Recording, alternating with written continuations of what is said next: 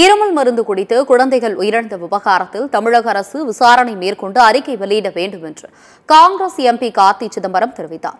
சிவகங்கையில் செய்தியாளர்களை சந்தித்த கார்த்தி சிதம்பரம் இவ்வாறு கூறினார்.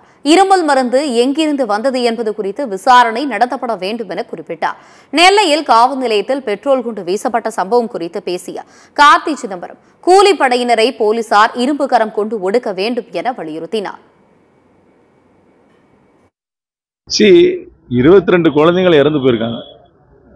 இருமல் மருந்து சாப்பிட்டதுனால 22 குழந்தைகள் இறந்து போயிருக்காங்க. அது அந்த மருந்து எங்க இருந்து வந்ததுன்றத விசாரணை மூலமா கண்டுபிடிக்கணும். அது தமிழ்நாட்டிலேருந்து வந்திருந்ததுன்னா அதற்காக இங்க இருக்கிற அரசாங்கமும் அதற்கு துறை அதிகாரிகளும் கண்டிப்பாக பதில் சொல்லித்தான் ஆகணும். எப்படி அந்த குவாலிட்டி டெஸ்ட் எப்படி பாஸ் ஆச்சு, ஏன் அப்படி குவாலிட்டி டெஸ்ட் பண்ணாங்களா, அப்படி பண்ணவங்களை யார் பண்ணாங்க, இல்லைனா பண்ணி பாஸ் ஆச்சா இல்லைனா பண்ணவே இல்லையான்றதெல்லாம் தெரிஞ்சுதான் ஆகணும். ஏன்னா 22 குழந்தைகள் எந்த பகுதியில் இறந்திருந்தாலும் அதை லைட்டாக எடுத்துக்க முடியாது.